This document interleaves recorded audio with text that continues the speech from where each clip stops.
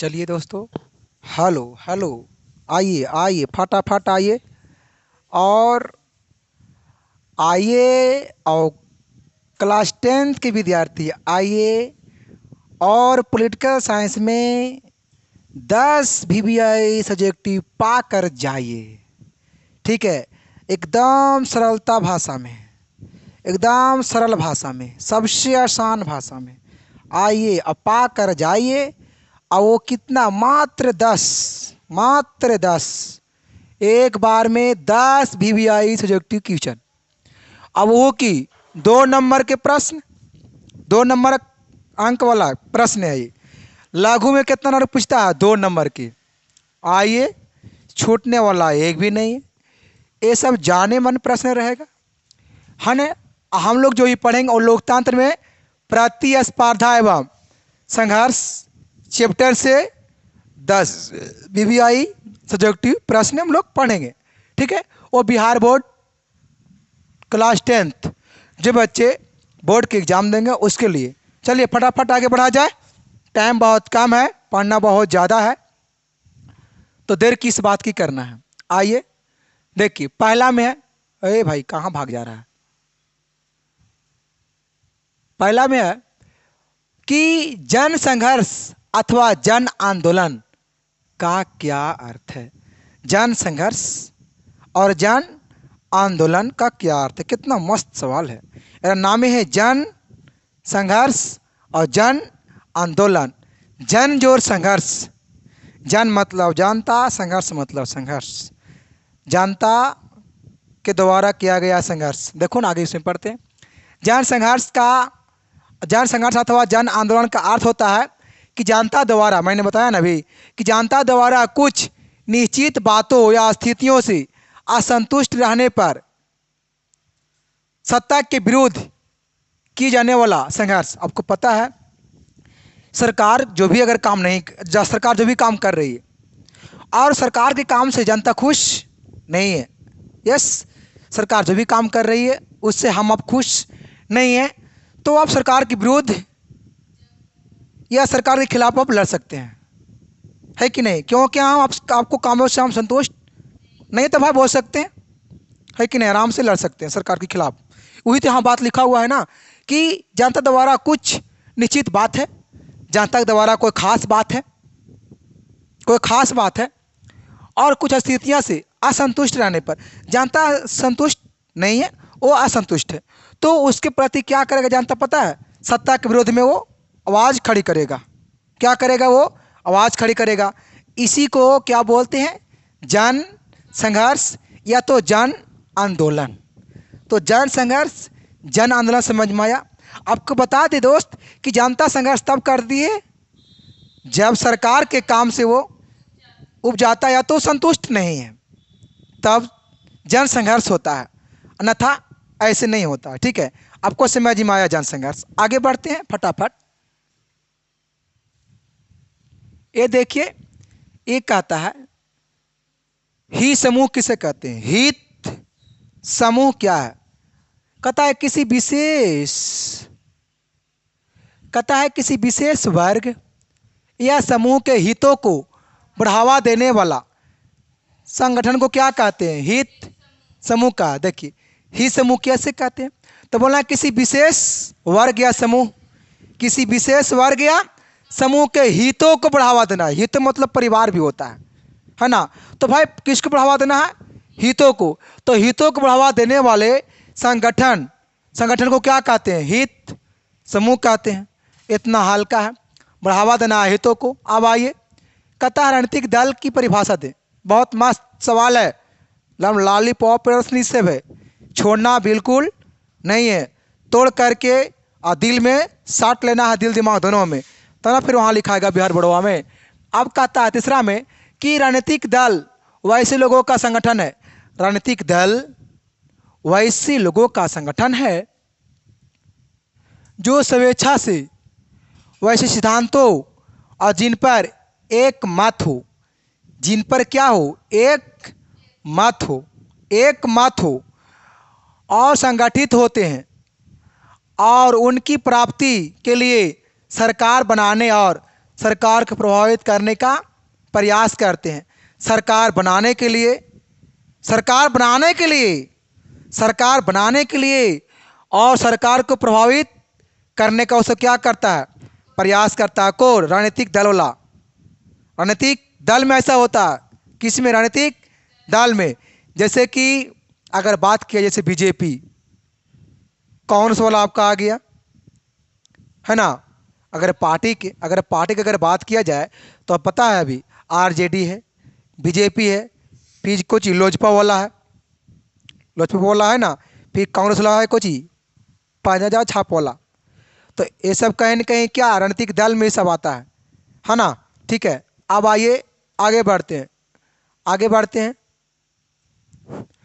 एक आता है दलीय पद्धति के कितने प्रकार है। आइए दलीय पद्धति के कितने प्रकार है, तो आपको बता दें कि दलीय पद्धति के 3 प्रकार है। कितने प्रकार के? 3 प्रकार। एक दलीय, द्विदलीय, बहुदलीय। एकदम जानिए दलीय कितने पद्धति, दलीय पद्धति के कितने प्रकार है? 3 गो। 1 2 3 किचन में आंसर 1 2 3। एक दलीय, द्विदलीय और बहुदलीय। एक दलीय, द्विदलीय और बहुदलीय। कहता है एक दलीय पद्धति का उदाहरण चीन है। आपको पता है चीन जो देश है वो एक दलीय देश है। वहाँ एक दल है। कितना दल है? एक दल। मतलब वहाँ एक पार्टी चलता है, लेकिन हमारे देश में बहुदेशीय है, एक पार्टी न है, बहुदलीय है। यहाँ पर ही हमारा भारत में बता रहे हैं, भारत जो है बहुदलीय। देखो ये नहीं बताए थे, अभी बताए थे। पंजा छाप, कमल छाप, ललटेन छाप, तीर छाप, हाथी छाप, बांग्ला, हसिया, ये सब पार्टी है ना जी। चुनाव चिन्ह मैंने बताया है, पार्टी का मैंने नाम नहीं बताया है, चुनाव चिन्ह मैंने बताया है। तो ये सब पार्टी है। तो हमारे देश में देखो तो कितना बड़ी पार्टी है, लेकिन चाइना में क्या? एक दलीय है। चाइना में क्या है? एक दलीय है ना जी। एक दलीय पद्धति चलती है चीन में, चीन की बात कर रहा है। लेकिन द्विदलीय जो है पद्धति का उदाहरण है वो है ब्रिटेन और अमेरिका। अमेरिका जो है और जो ब्रिटेन है वहाँ पे 2 पार्टी चलता है। वहाँ कितना पार्टी चलता है? वहाँ देखिए अमेरिका जो ब्रिटेन है ये सब 2 दल वाला, ये सब द्विदलीय पद्धति वाला देश है। अरे यार बोर्ड में आता है कि इनमें से कौन एक दलीय पद्धति वाला देश है, आई वाला आता है बोर्ड में। तो याद रखेंगे चाइना को, चीन को। अब अगर पूछेगा इनमें से कौन, ऐसे तो हम भारत के हैं, तो आपको पता है कि जब भी आएगा आंसर तो भारत वाला में आएगा। अब ऐसे आएगा कि इनमें से कौन बहुदलीय पद्धति वाला देश है, तो क्या मारिएगा? एकदम भारत, छोड़ना नहीं है। भारत, पाकिस्तान भी है, हाँ, बांग्लादेश, फ्रांस, ये सब कैसा है? ये सब बहुदलीय पद्धति वाला देश आता है। तो अब ऑप्शन पर काम करना है ना, उसमें ऑप्शन आखिर क्या क्या दिया है उस पर हमको काम करना है। अगर नहीं रहेगा फ्रांस, बांग्लादेश, पाकिस्तान, अगर सिर्फ भारत ही है, अगर कोई और अगर दे दिया है द्विदलीय वाला या बहुदलीय एक दलीय वाला, तो फिर तो उसके अनुसार भारत ही लगाना पड़ेगा। क्लियर? चलिए अब कहता है बहुदलीय पद्धति वाला उदाहरण भारत। देखिए मैंने बताया ना बहुदलीय कहाँ कहाँ चलता है पद्धति, भारत, फ्रांस है ना, पाकिस्तान, बांग्लादेश। देखिए कितना मस्त है यार। आप लोगों को पता है इतना सरलता भाषा में मैं समझाने का प्रयास करते हैं कि कहना नहीं। हमारा सोच रहता है कि बच्चों को दिमाग में महीन तरीक़ा से घुस जाए।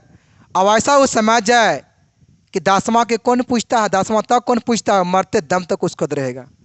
10वां का तो नॉर्मल है, लेकिन मरते दम तक भी उसको याद रहेगा। मेरा प्रयास इतना रहता है समझाने का, मेरा कोशिश हम इतना करते हैं। ठीक है, अब आइए नेक्स्ट प्रश्न में क्या कहता है, गुप्त मतदान पत्र क्या है। देखिए बहुत अच्छा है, गुप्त मतदान पत्र क्या है। और आपको पता है कि लोग जब भी अगर जीतते हैं मत से तो गुप्त मतदान से ही जीतते हैं, आपको पता होना चाहिए। देखो कौन है उसमें, किसका है? अरे ऊपर से अति करो जी। देखिए क्या पढ़ना है, गुप्त मतदान पत्र क्या है।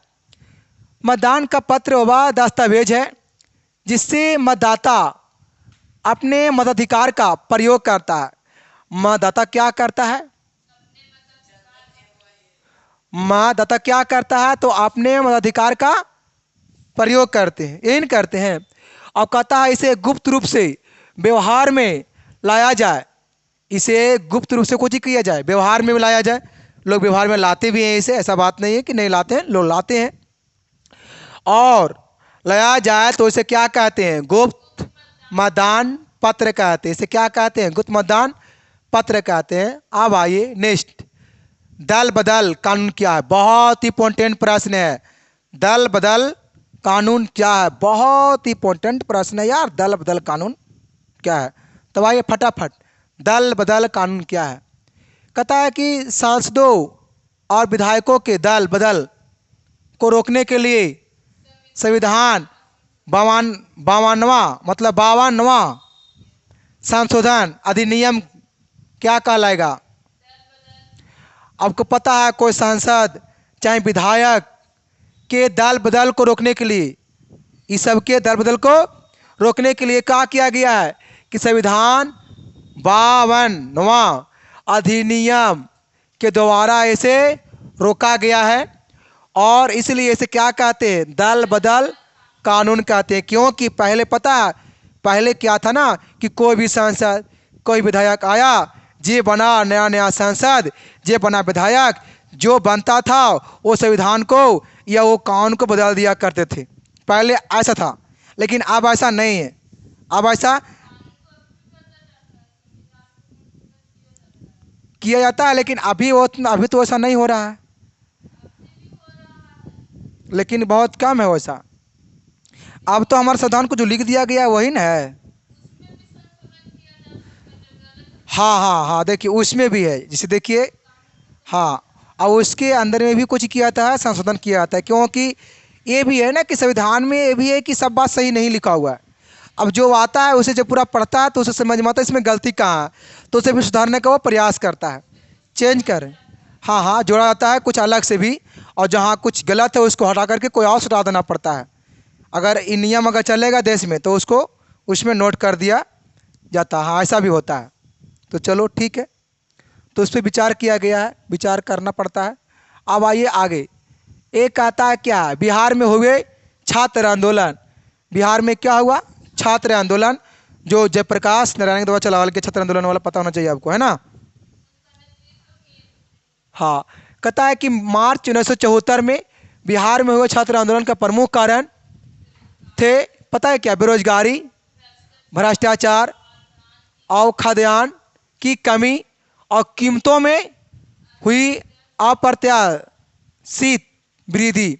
क्योंकि वहाँ कीमतों मतलब कीमत बढ़ गया था वस्तु का। खाद्यान्न मतलब खाने वाले पदार्थ की, वहाँ खाने वाले, खाद्यान्न की कमी मतलब खाने वाले पदार्थ की वहाँ कमी हो गया था, और कमी भी हो गया, महंगाई बढ़ गया। तो बहुत बड़ा कारण है। जैसे अभी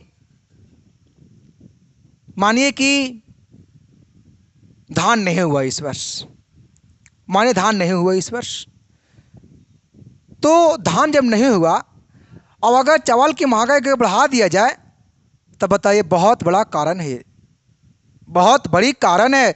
एक तो यार लोग भूखा मर रहा तो महंगाई कर ले है, लेकिन पता है महंगाई तभी बढ़ता भी है जब कोई चीज़ घटता है ना, मतलब कम जब होता है तो उसका महंगाई बढ़ जाता है। अगर अगर खेती धान का हुआ बहुत, मैंने सब किसान के पास हुआ, सबके घर भर गया, कोठी भर गया, तो पता है मूल्य कहीं बढ़ेगा ही फिर नहीं, चावल को एकदम गिर जाएगा मूल्य। आप देखिए ना, धान गेहूँ चावल को समय समय पर क्या होता है, इसका मूल्य घटते बढ़ते रहता है, देखल कीजिए। तो बढ़ता कब है और घटता कब है वो भी दिमाग लगावल कीजिए। घटता का है पता है, जब फसल उग गया, जब फसल उग गया से माने फसल उग गया धान जो गेहूं का, तो ऐसा को कोई होगा, कीमत घट जाएगा।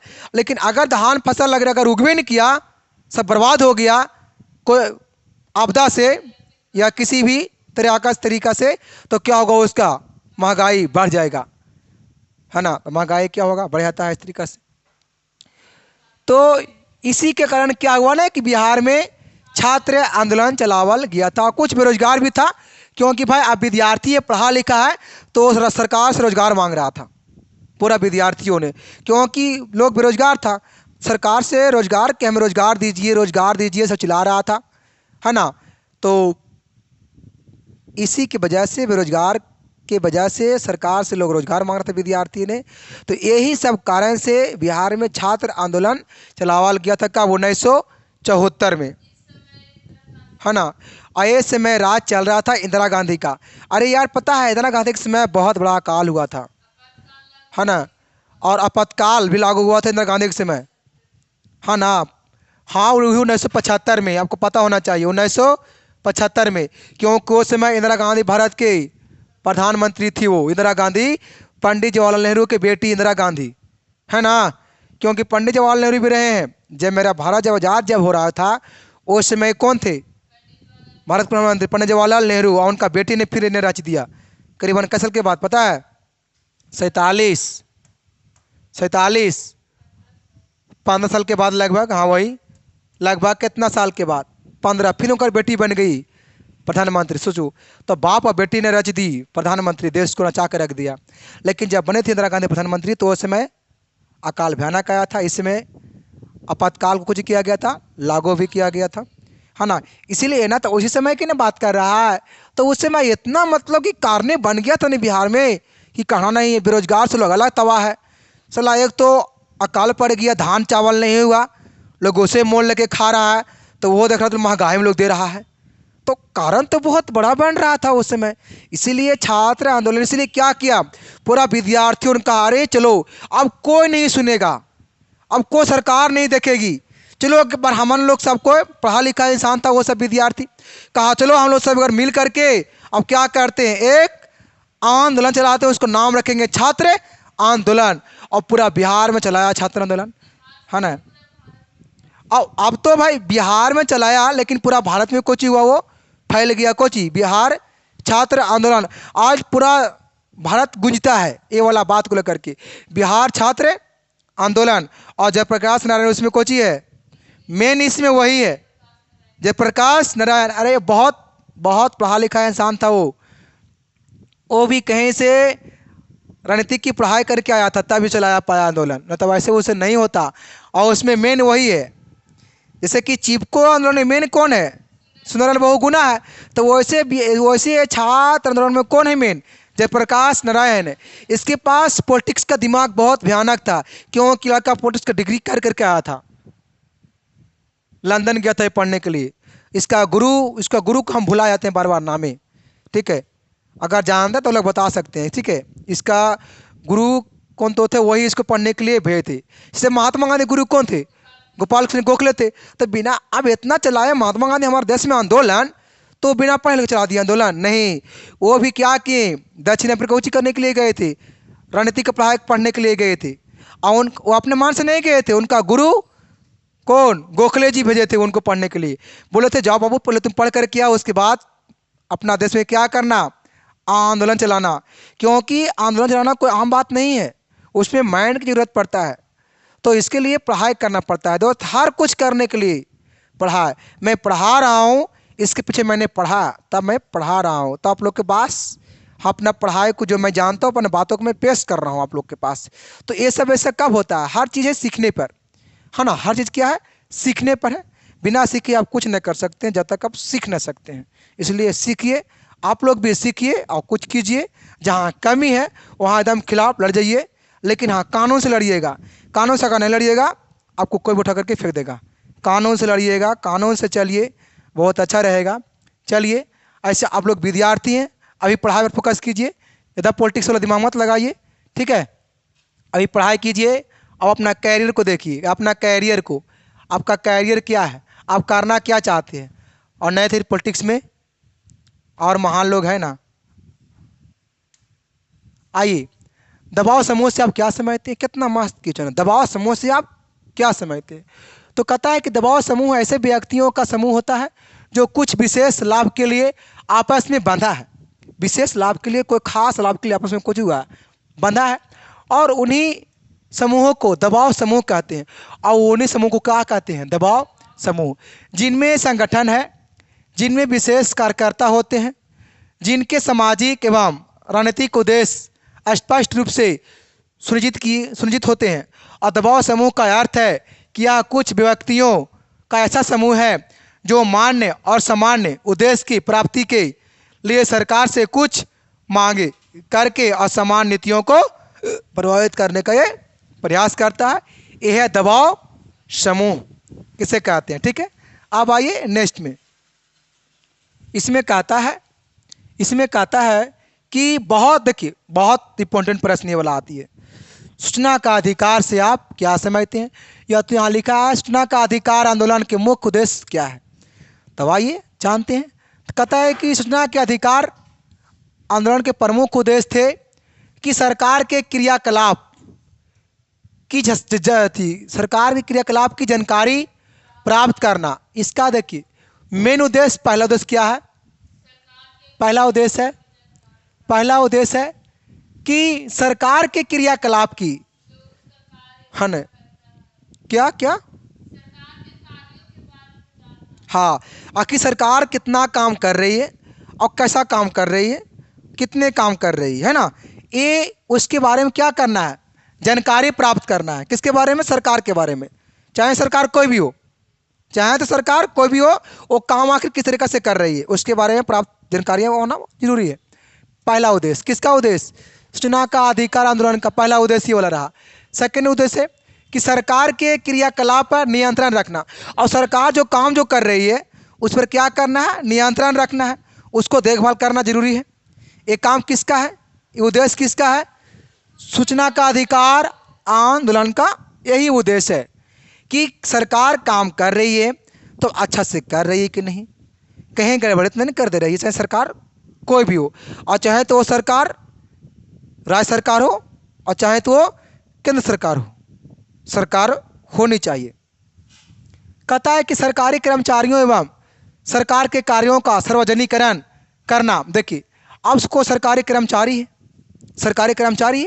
तो सरकारी कर्मचारी एवं सरकार के कार्यों का कुछ ही करना, सार्वजनिकरण मतलब समझ में रहा पर।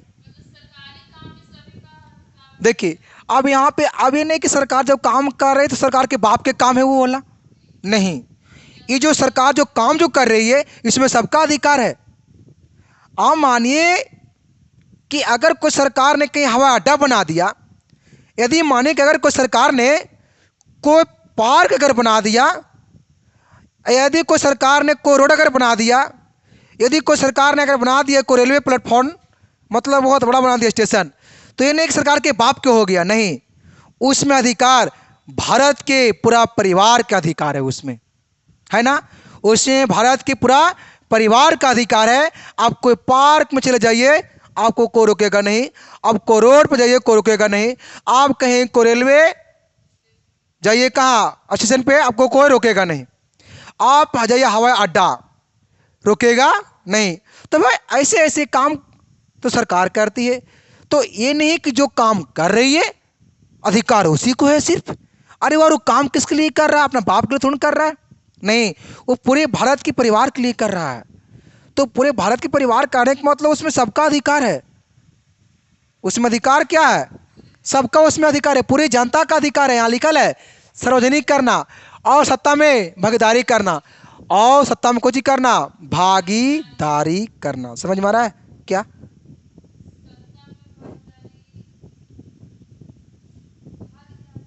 सत्ता में भाग लेना एक तरीका से, भागीदारी करना मतलब उसमें भाग लेने वाली बात है, सत्ता में क्या करना, भागीदारी करना। चलिए ये रहा, क्या और है का, अच्छा एक और है, चलिए आगे लास्ट लास्ट लास्ट प्रश्न, ये लास्ट प्रश्न है, और है का, ये देखिए आ गया, ये क्या आ गया पता है, चिपको आंदोलन, चिपके वाला ये कहानी है, चिपको वाला कहानी और चिपके वाला कहानी है। इसमें देखिए क्या हुआ था, बहुत मजा आएगा सुनने ही वाला, इतना मजा आएगा कि कहना नहीं है। कहता है चिपको आंदोलन क्या है, आइए जानते हैं सरलतम भाषा में चिपको आंदोलन क्या है। कहता है चिपको आंदोलन वर्तमान में उत्तराखंड में चलावल गया था। कहाँ चलावल गया था, पता है कब, 1970 के दशक में उत्तराखंड में वन विभाग के अधिकारियों ने व्यावसायिक, अरे पता है इसमें क्या हुआ था, चिपको आंदोलन में आप लोग सुन लेंगे कि आता है बिहार बोर्ड में कि चिपको आंदोलन क्या है। तो इसे पता है क्या किया गया था कि कि चिपको आंदोलन सबसे पहला उत्तराखंड में चलावल गया था। अब ये आंदोलन 1970 के दशक में चलावल गया था और इस आंदोलन में मेन था चलाने वाले सुंदरलाल बहुगुणा। मेन कौन था? सुंदरलाल बहुगुणा। इसमें क्या हुआ था ना कि उत्तराखंड के लोगों ने, वहाँ के महिलाओं ने, वहाँ के ग्रामीण, वहाँ का स्थानीय लोगों ने पेड़ को काटने से रोक रहा था और जान कर कि सबको पेड़ पूरा चिपक जा रहा था और उसका चिपक पता क्या कह रहा था कि पहले हमको काटिए उसके बाद पेड़ को काटिए। अब बताइए कोई इंसान को कहीं भी काटेगा? नहीं काटेगा। तो भाई इसीलिए मतलब पेड़ को बचाने के लिए, काटने से बचाने के लिए यह आंदोलन चलावल गया था उत्तराखंड में। कहाँ चलावल गया था? उत्तराखंड में। पूरा वहाँ के महिलाओं ने बचाया पूरा पर्यावरण को, पूरा पेड़ को काटने से मना किया। अब देखिए इसमें कहता है वन को भूखंड अब आवंटित कर उन्हें पेड़ काटने का इजाज़त दे दी, जबकि स्थानीय लोगों ने, स्थानीय लोग मतलब वहीं के लोगों की बात कर रहा है, जहाँ वहीं के मतलब निवासी की बात कर रहा है। तो ऐसा करने से मनाही कर दिया गया, पेड़ को काटने से मनाही कर दिया गया वहाँ लोगों के द्वारा कि पेड़ काटना नहीं है। कहता है इसके विरोध में निकट के गांव वालों ने आंदोलन कर दिया और इसके विरोध में कुछ किया, वहाँ के गांव वालों ने विरोध कर दिया, पूरा आवाज़ एकदम खिला दिया। इतना आवाज़ खिल गया पूरा देश जाग उठा, पूरा देश जाग उठा। अब कहता है व्यवसायिक आधार पर पेड़ों की कटाई का कोई औचित्य नहीं है, मतलब पेड़ को अब काट नहीं सकते हैं, है ना। और इस आंदोलन को सफल बनाने के लिए ग्रामीणों ने एक अनूठा तरीका अपनाया। अब ये पेड़ को काटने से पहले ही उन्हें चिपक जाया करते थे। पेड़ को काटने से पहले कुछ वजन को वहाँ चिपक गए, जैसे मैंने बताया अभी, है ना। और जिससे पेड़ की कटाई संभव नहीं हो सका। अब मान लीजिए कोई चिपके को काटेगा? नहीं काटेगा, असंभव है। इसी कारण इस आंदोलन का नाम चिपको आंदोलन पड़ा, क्योंकि पेड़ में चिपक जाता था काटने से पहले, इसलिए इसको नाम क्या पड़ा? चिपको आंदोलन। कहता है इस आंदोलन में पेड़ों की कटाई को रोकने के साथ साथ स्थानीय लोगों ने कृषि कार्य के औजार को निर्माण हेतु अंगूर नामक पेड़ की कटाई की इजाज़त भी मांगी, जिसे वन के अधिकारियों द्वारा अस्वीकृत कर दिया गया। इस आंदोलन में महिलाओं की भागीदारी बढ़ गई। इसमें कुछ हुआ, महिलाओं की भागीदारियाँ बढ़ गया और स्थानीय लोगों ने इस आंदोलन को जन संघर्ष के रूप में दे दिया। किसके रूप में दे दिया? जन संघर्ष के रूप में दे दिया। और फलस्वरूप सरकार को झुकने के लिए बाध्य होना पड़ा और सरकार बाद में कुछ हो गई, झुक गई। पुष्पराज नहीं है, झुक गई। वो तो झुकता भी नहीं, सरकार झुक गई। सरकार के द्वारा 15 वर्षों के लिए, सरकार के द्वारा कितना वर्ष की बात कर रहा है? सरकार के द्वारा 15 वर्षों के लिए हिमालय क्षेत्रों में, देख रहे हिमालय, जम्मू कश्मीर की बात कर रहा है, हिमालय हिमालय हिमालय जम्मू कश्मीर कहाँ है? उत्तराखंड पता है? ऊपर में ही है, जम्मू कश्मीर देने हैं, उन्हें हिमाचल अति हरियाणा देने हैं, है ना, पंजाब जाइए तो ऊपर में, मतलब भारत के उत्तरी दिशा में, भारत की उत्तरी दिशा की बात कर रहा है।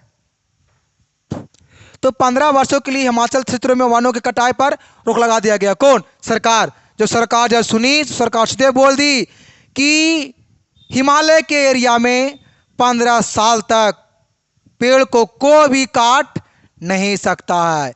कितना साल? मतलब ऐसा एक, देखिए अब ये नहीं कि सरकार जब ऐसा बोली कि 15 वर्ष तक पेड़ को जब नहीं काटना है, तो ये नहीं कि 15 साल खत्म हो तो फिर काटना, छप काटना चालू कर देना है। इतना में पहले लोग भुला जाएंगे पेड़ काटने के लिए। बचवा, किसी भी, यही तो खूबी है आप लोगों में बच्चों, कि किसी भी चीज़ को संविधान डायरेक्ट नहीं किया जा सकता है। सही बात है कि नहीं? किसी भी चीज़ को डायरेक्ट आप रोक नहीं सकते हैं। एक उसका समय दीजिए, उसके बाद देखिए अपने आप काम रुक जाती है। आपको पता है, इसलिए सरकार, अरे यार सरकार कोई भी हो, दिमाग बहुत होते सरकार के पास। वो 15 साल टाइम दी ना, 15 साल में लोग काटने के लिए भूल जाएंगे। जाएंगे काटने के लिए पेड़ को तो काट लेंगे हथवे को, लोग भूलेंगे काटने के लिए। इसलिए सरकार ने दिमाग लगाई, यहाँ ये नहीं कह रहा है कि 15 साल होगा फिर काटना स्टार्ट कर देना है, तो फिर तो वही लहर चले तो चिपकने वाला।